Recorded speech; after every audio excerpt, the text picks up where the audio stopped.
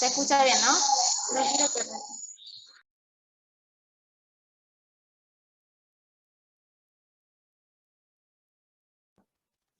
Bueno, ¿cómo están?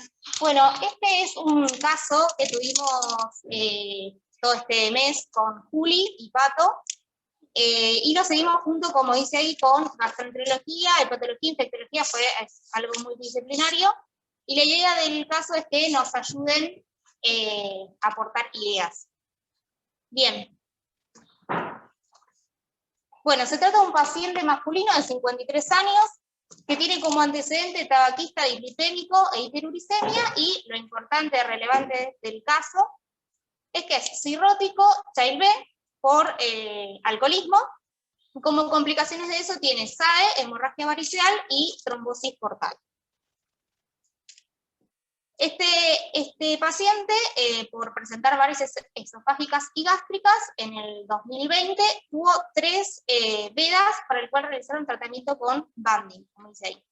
Y en noviembre, el tratamiento que realizaron fue la obliteración con cianocrilato, que es una sustancia que actúa como vasoconstrictora de estas varices. Relacionado a eso, en diciembre del mismo año, el paciente tuvo también una internación por una hemorragia digestiva, y ahí hace un registro febril, que no tuvo rescate microbiológico y que no tomaron conducta antibiótica expectante. En diciembre de ese mismo año, del año pasado, volvió a estar internado, pero esta vez por algo infectológico, por fiebre también, para el cual no encontraron ningún foco claro, e hizo tratamiento antibiótico por 5 días sin rescate microbiológico. El 1 de noviembre de este año cursó 6 días de internación por una bacteriemia a foco urinario, con rescate en la Klebsiella pneumoniae, para el cual hizo también piperacillina tazobactam, y después fue ajustado el antibiótico a la sensibilidad, terminando antibiótico con ciprofloxacina hasta el día 2. Y ahora nuestra internación es la del 17 hasta la actualidad, que sigue internado el paciente, por el cual había consultado también por un único registro febril de 24 horas de evolución, sin otros síntomas, con un laboratorio que no tenía particularidades. Durante nuestra internación, este paciente tuvo rescates microbiológicos en los hemocultivos en 3 oportunidades, para positivos en 2 jugos hemocultivos para E. coli B, y lo mismo para Klebsiella pneumoniae, para el cual hizo aproximadamente 35 días de antibiótico con imipenem. Pero nuestro paciente, pese a tratamiento efectivo a estas bacterias, seguía haciendo registros febriles y no entendíamos por qué. Para eso realizamos múltiples estudios, una tomografía abdominopelviana y de tórax con contraste, que no tuvo particularidades, una resonancia hepática y abdomen y pelvis con contraste endovenoso, pensando en alguna complicación de su trombosis, que tampoco tuvo particularidades. Hicimos un PET, que ahí se vio una captación en el lugar donde estaba este cianocrilato depositado, con una captación de un valor de 6,4. Que ellos lo informan como si podría llegar a ser algún artificio o un proceso infectológico. La verdad es que el personal, digamos, que hizo el estudio no podía diferenciar si realmente era eso lo que estaba generando la infección al paciente o era un artificio. ¿Cómo? ¿El PET, estás diciendo? Donde tiene el cianocrilato, donde se hizo el tratamiento de las... ¿O por un tratamiento de banding o por el cianocrilato? Porque ella es para las complicaciones de la varices esofágica, tuvo la doble terapia. Claro. Tuvo banding de la primera varices esofágica, y tuvo instilación de difusión de cianocrilato en la varices esofágica. Entonces no es fácil de hacerle el banding. Bueno, también se realizó una toracocentesis, el paciente tenía leve derrame pleural, pero tampoco tuvo particularidades. Se le hizo una BCC, que solo encontraron pólipos y le resecaron. Una econdoscopía, que no nos aportó datos de relevancia. Tiene múltiples ecografías abdominales a ver si la citis del paciente era un líquido con abordaje para ecografía, lo cual era escaso, era leve ese líquido, y era interasa, por ende no fue punzable, y realizamos el fondo de ojo y ecocardiograma transtorácico que no tenía signos de embolia, y ahora se está yendo a hacer un transesofágico. Bien, con todo esto nos fuimos a la literatura y encontramos que existía una posibilidad de que este cianocrilato genere colonización y bacteriemias persistentes. Esa fue nuestra hipótesis diagnóstica. ¿Puedo hacer una pregunta? Hola, chicos. Bueno, en cuanto a lo que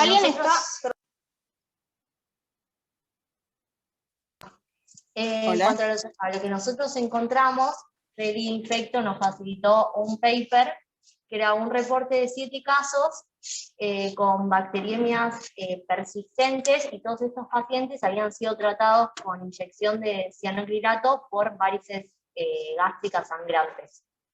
Lo que tienen en común todos los 7 casos es que todos los pacientes tenían hipertensión portal asociada a una cirrosis hepática por diferentes causas, y los pacientes habían sido todos tratados con la misma sustancia. Si bien nosotros leímos que existen diversos procedimientos que pueden ser tratados con cianocrilato, solamente se asoció la bacteriemia recurrente a la inyección de cianocrilato en varices gástricas que sangraban, no en otros procedimientos.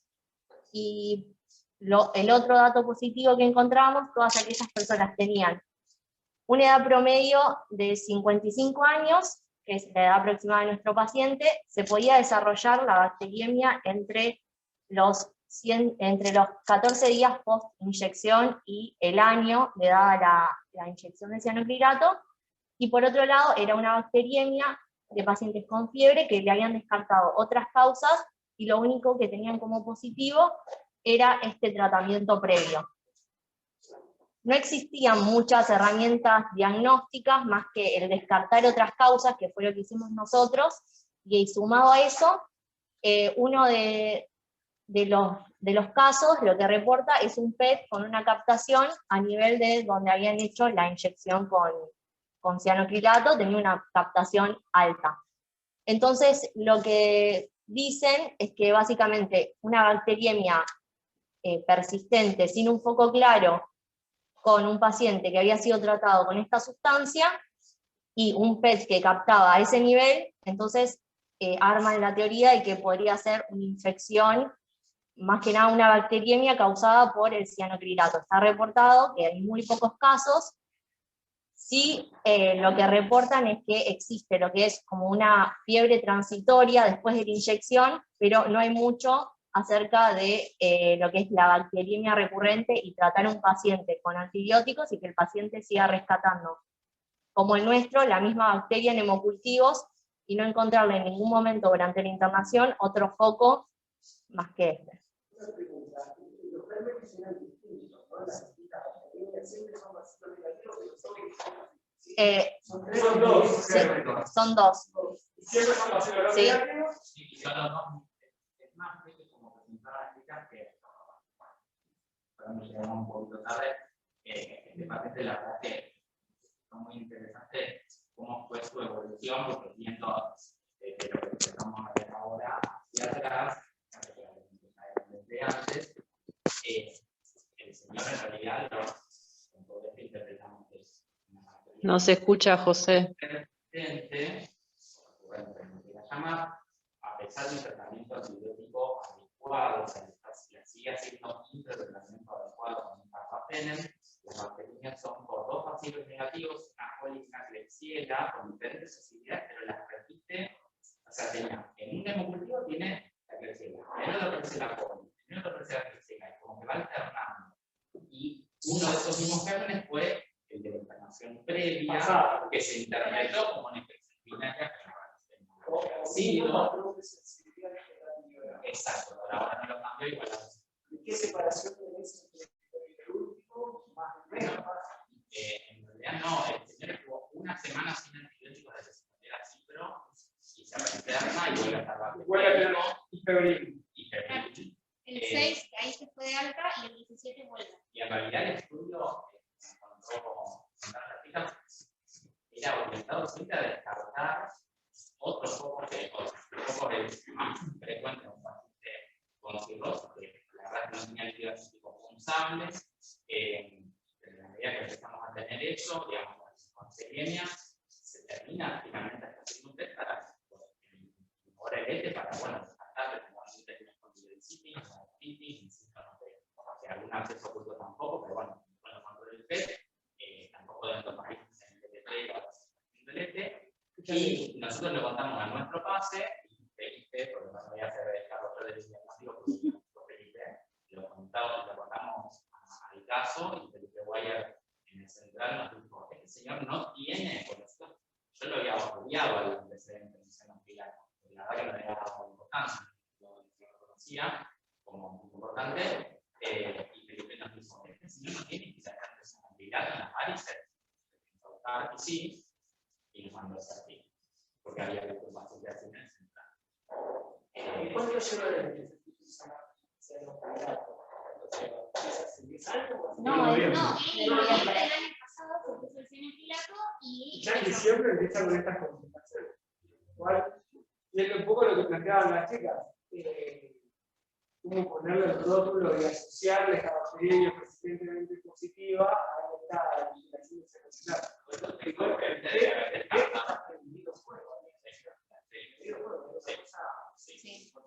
No sé cómo captará. Con un buen SV, 6.4, una cosa así. Vos ves las imágenes y no sé cómo captará este mismo material, más de que no lo tenga, que no se asuma como infectado. Un poco lo que hablábamos, lo que discutíamos es que un material inerte, como es una gotita, un plástico, un pegamento que se pone, ¿por qué captaría glucosa marcada? O sea, ¿por qué metabolizaría la glucosa a algo que es algo que se usa para embolizar? Salvo que tenga algún tipo de colonización, biofilm, algún organismo vivo que consuma la glucosa y la capte el pez. Y eso sea lo que se perpetúe. Bueno, obviamente esa es de detectación que va a es un poco vascular. El paciente ese que dice que Felipe estuvo en la central, yo creo que era cuando era de una jefatura. Sí, cuando era nos pasó el contacto del paciente, igual tenía otras cosas que no terminaban de cerrar solamente para el pilato, se terminaban yendo para otro lado, no fue solamente el pilato, pero bueno, eso es lo que yo digamos, creo que el señor, ya no jugado mucho, pero creo que había tenido en un solo rescate de germen a la hora de su fundación, creo que había sido más expuesto el tema de los cultivos, no había tenido mucho más expuesto, y si uno se pone en papita, tenía otras cosas, ahora no me acuerdo bien, pero creo que tenía una trombosis que cuenta por ahí, como que podría llegar a explicarlo más que se tenía otra cosa. En cualquier caso, finalmente el tratamiento de señor fue extremadamente frustrante y prolongado. Siempre persistía con episodios clínicos de fibromialgia, de bacteriemia, a pesar del tratamiento antibiótico que estuvo tratado varios meses. Bueno, es lo que nos está pasando. Vamos, 40 días de intervención. Pero no le habían, o sea, según recuerdo, creo que evidentemente no había tenido otro diagnóstico tampoco certero. Bueno, era una posibilidad de eso, y recuerdo que fue muy torpe. Finalmente, en algún momento dijo, cuando ya todos se cansaron del paciente dejó de hacer fiebre. Sí, se fue. Yo, preguntas y comentarios. Hace poco, con los chicos de ¿Alguien le puede dar un teléfono con esta abierto? Micrófono, si puede hablar. Le están diciendo que no se escucha. Hola chicos, ¿me escuchan? ¿Hola? Bueno, el tema es el siguiente. Hace poquito, con los chicos de Infecto, con los chicos de Mato, tuvimos el caso de Piñeiro, que en realidad no es que tuvo ninguna complicación a partir de lo que voy a comentar ahora, pero sí nos hizo hacer pensar en un montón de cosas, y finalmente encontramos un montón de literatura del tema. Por ejemplo, la TIPSitis. O sea, los pacientes que tienen colocado un TIPS, digamos, como tratamiento de hipertensión portal por diferentes motivos, tienen la posibilidad de hacer bacterias persistentes, igual, por ejemplo, que este paciente. Está totalmente descrito eso, o sea, cuerpo extraño que se coloniza con bacteria persistente. Me hizo acordar exactamente eso porque lo leí hace poco.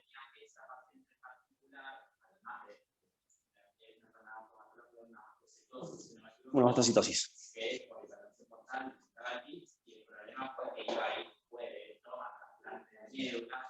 ¿Qué repercusión podían llegar a tener esa comunicación si pasas por el hígado, a pasar por el hígado en el contexto de la proteína? claro, como dice José, o sea, ¿por qué empezamos a hablar del tema? Aunque no terminó teniendo esa complicación, pero empezamos a hablar mucho del tema porque vos, imagínate, un paciente con mucositis, con una comunicación directa al tips y al corazón, digamos. Entonces, bueno, empezamos a leer sobre el tema. La conexión que quiero hacer es, me hace acordar a eso más que nada por el cuerpo extraño. Digamos, cualquier cuerpo extraño, así como regla general de la medicina interna, me puede colonizar y producir una bacteria persistente. O sea, por lo tanto, a mí la fisiopatología, como me la están explicando, me convence, además está perfectamente estudiado, el PET lo único que capta es eso. Una pregunta más a futuro que me hago. Esto para mí es nuevo, lo del acrilato en contexto de varices, porque yo nunca había escuchado, ni oído me había escuchado. ¿Sabemos algo de porcentajes en cuanto a pacientes tratados, cuántos se complican? ¿Qué dice la literatura de esto? Porque a veces es algo como para avisarlo también en el servicio de gastro, empezar a charlarlo, porque además esto, yo ahora no recuerdo lo que hemos leído del TIPS, pero esto yo entiendo que vos, como cualquier cosa en la medicina interna, uno tiene que remover el foco. Ahora, ¿cómo hacer para remover esto? O sea, esa es la pregunta. Entonces, a futuro, ¿qué hacemos con el acrilato? Algunos resultados, lo que nos planteamos es que estamos pensando que esto es un poco endovascular, perpetuado por ese material exógeno, plástico, lo que sea. No, o sea, no ameritaría intentar, pero sí es que se puede, ¿no? Porque no sé qué tan factible es hacerlo, la remoción de un material de este tipo, ya sea por la vía que sea, o incluso, lo hablamos en su momento, hasta requeriría cirugía, ¿no? Que sería una cirugía muy compleja en un paciente con varices coagulopáticos, todo lo que ya sabemos. Pero bueno, la realidad es que no sé si ahora van a hablar de la literatura, pero ese caso, esa serie de casos, lo muestra 7 casos reportados nada más en la literatura. 7 casos. ¿Y no comentan la resolución? Sí, la comentan en ese paper que central que puso ahí, comenta en una tabla con todos los reportes donde pone los outcomes, donde pone el origen, los outcomes de esos pacientes vivo o muerto y qué esquema terapéutico optaron. De hecho, en uno de esos menciona 2 cosas interesantes. Que a veces el cianoacrilato, dependiendo de la cantidad y la evolución del paciente, puede esterilizarse, facelarse a través de la mucosa. Y a veces, cuando tenés vasos que son insuficientemente ocluidos por el material, este material puede desgranarse y migrar a impactar en otras zonas. Y esto es uno de los reportes de casos, ¿no? E incluso menciona que en uno de ellos se planteó excluir por completo ese vaso de la circulación, porque dado que el contacto con la circulación podría perpetuar la diseminación de las bacterias del biofilm. ¿Y en alguno de esos 7 casos No. De hecho, charlando, no sé, perdón. El tratamiento en realidad es conservador, lo que postulan, tratamiento antibióticos prolongados. Lo que pasa es que esos casos son diferentes gérmenes. Algunos, varios polimicrobianos, incluso por anaerobios. Pero bueno, más o menos para ser unicistas son tratamientos antibióticos prolongados de varias semanas, como foco endovascular, que en realidad esa es nuestra opción para hacer con este paciente, lo que pensamos hacer si resulta, ahora contamos cómo sigue. Y también lo que postulan, que es también lo que estábamos pensando nosotros, en caso de requerirlo, de tener opciones de hacer, hacer tiempo suficiente de tratamiento endovascular y después profilaxis antibiótica, si es que la cosa es disponer de antibióticos, ¿no? Nosotros tenemos una opción, pero en uno de esos casos serán gérmenes solamente sensibles a carbapenems, sin opciones ninguna bioral como profilaxis. Bueno, en el artículo que pasó Félix, lo que menciona del caso que presentan es que ellos después hicieron profilaxis 3 veces al día con antibióticos. Lo que no menciona es por cuánto tiempo, digamos que lo hicieron continuado. Y en otro de los papers que llegamos a leer, lo que se planteaban es, bueno, a partir de esto tenemos este paciente con cirrosis, con varices gástricas que sangran y en tratamiento con cianoacrilato. ¿Cómo hacer una profilaxis antibiótica en todos esos pacientes a futuro, digamos, como se hace la de la PBE? Como hacerla para todos. Son casos claramente pocos, pero también parece ser una complicación relativamente rara, no es algo que veamos todos los días. Yo lo que me pregunto más como profilaxis Sí, Pero previa. procedimiento y prolongar posterior, más que después, ¿no? Parecería ser no una complicación súper frecuente de estos pacientes, pero la verdad es que... Es cierto que yo por lo menos lo tengo es el dato, la cantidad de pacientes cirróticos que escribieron cianotrilato, por quien sea, la continuidad de cuidado, cuántos de estos se complicaron, o sea, cuántos del servicio de gastroenterología tienen registrado. O sea, a este N que le hicimos cianotrilato, bueno, este pequeño porcentaje presentó bacteriemia masiva gram negativo. Citamos al gente de gastro, no sé si... Lo que sí, nosotros en un momento cuando planteamos lo de si existía posibilidad de remover la sustancia de alguna forma, por lo menos acá el servicio de gastroenterología no tiene datos de haberlo hecho, ni tampoco de cómo sería el procedimiento si se requiriera. O sea, hemodinámico para remover una cosa. ¿Cuánto más el comportamiento de la fiebre cuando está en tratamiento? No lo descompensa, nunca lo descompensa. No, no, Esa bacteria se manifestaron con un registro de fiebre regulado que aparece en un control de enfermería, en el que el paciente se tranca y lo que pasa es que es simple y pene. Eso que sabe. Simple y pene, el señor te hace un 38 2 de la tarde, que lo que se encuentra, digamos, en el control, tuviéramos los bacterias. Y así fueron casi todos los posteriores. Al principio, cuando estaba libre de antibióticos, ahí sí se clavó, te puso el valúrico, más hipotensión habitual, o registrando con punto valúmina. Pero después de que quedó con el medio pregrado, pasó esto. De empezar a hacer algunos registros teóricos cada tanto, y persistentemente, 6 juegos de hemocultivo persistentemente positivos para vacilar gram negativo. ¿Quieren seguir ustedes? sí, no, eso, en cuanto a frecuencia, no tengo mucho más que estos casos que encontramos y contactamos con equipos de gastro y no sé si hay alguien de gastro conectado por ahí que quiera decir algo, pero no tenían experiencia de eso de cómo hacer. Y después otro de los artículos que leímos también es que como que hacía, uno de los pacientes le hicieron un segundo PET como control de a ver si esto había disminuido, buscando lo que Enzo decía, cómo se veía en un paciente no infectado y se veía la disminución de esta cantidad. Se seguía la interacción. Pero disminuida. al inicio, capta como arbolito de Navidad, se come un mes y medio de antibiótico y el segundo PET con una cosita. Sí, no, y había pasado muy poco tiempo del antibiótico. Claro, Pasan 2 semanas de tratamiento antibiótico que era ajustado a la sensibilidad de lo que había rescatado, y le vuelven a hacer un PET y se veía como francamente disminuida la captación. Eso iba a contar que ahora con el paciente, el último registro que pudo decir era fue el 24 de febrero, desde ahí se mantuvo a feliz y se rotó el antibiótico de Mipene en 135 días a Melopen en 25 prolongada y TMS, haciendo sinergia. Desde ahí está a febril el señor. Claro, pero en realidad estaba febril desde antes incluso. En realidad la fiebre fue el 22, que se tomó un cultivo que desató la clepsina, pero aparte tuvimos un confundidor que fue un poco contaminante de un retro del PIC. Ahí se tomó el control del 24 y ya estaba definido, el último fue el 22. Y el cambio de Melopen en TMS se puso el jueves 25 y el viernes 26 pusimos Melopen por una cuestión de que nos sentimos más cómodos pensando en aumentar el tiempo por encima de la sigla y el biofil. Pero ya estaba febril antes. Desde ese entonces, sin fiebre, y el 22 y el último Sin fiebre, podemos negarlo desde la víctima.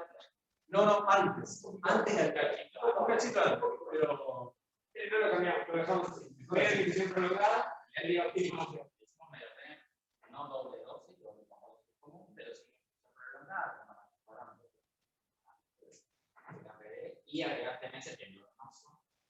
Y eventualmente sería una opción para hacer tratamiento oral, que sabemos tener lo mismo que el tembloroso, un poco una bacteriemia, digamos, pero al menos tenemos esa opción.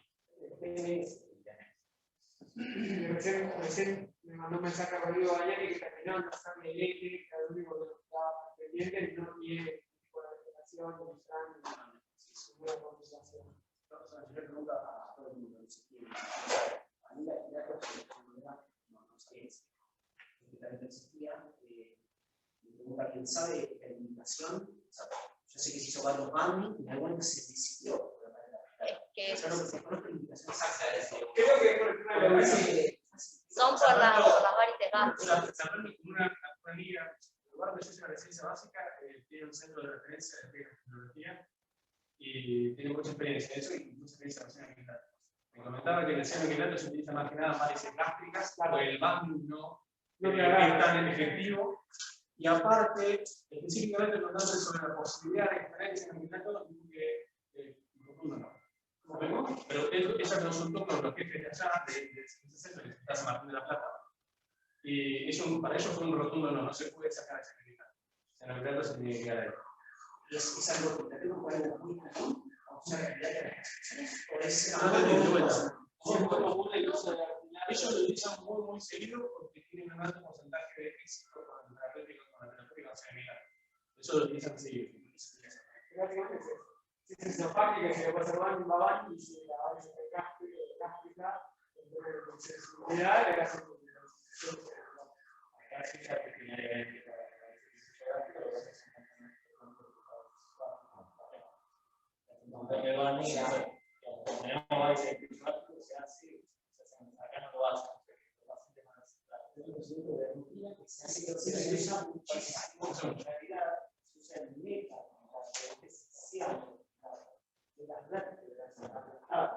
desde hace 15 años y siempre surge algún tipo de trombonismo por partículas que se van de la vez. Suele tener kilómetros, pero no tengo recuerdo, por ejemplo, de en este centro que yo les comento, que tienen mucha experiencia con esto, ellos no recuerdan haber visto nunca el caso de bacterias asociadas a esa. Bueno, si utiliza ese dato, parecería ser algo raro. Volviendo, o sea, una consulta. No entendí. ¿No se introduce seguridad sino por el COVID? Por endoscopio. Claro. Volviendo al COVID, porque es muy pequeño.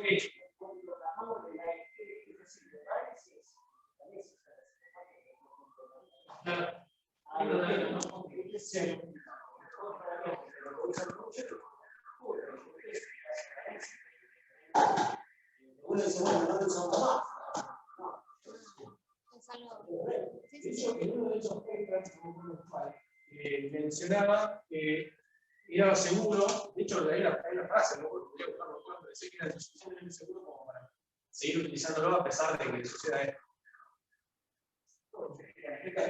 Para cerrarlo, están pensando básicamente en terapia por 6 semanas, test, control y supresor, sería el orden.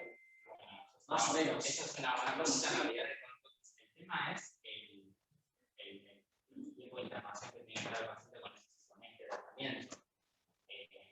Lo que pasa es que mi miedo es porque si le rotamos a hacer la pena, no podría volver a fallar porque ya me acabo de tener una recetaría.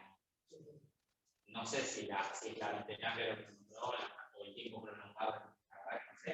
Creo que al menos 4 semanas desde que se arregla la epidemia sería un tiempo suficiente y después hay que enterarse con una pena y TMS y después en un otro TMS.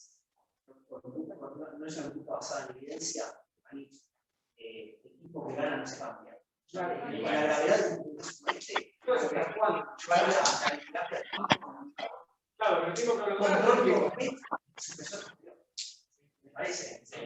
No arriesgaría cosas.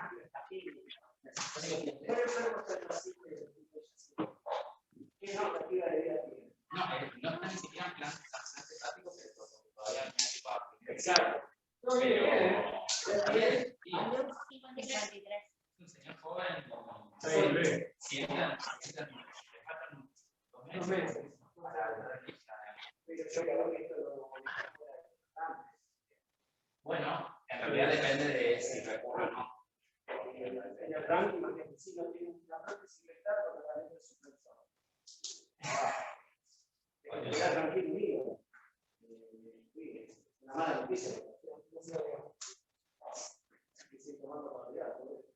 No, bueno, vamos a cambio de equipo, sí, otro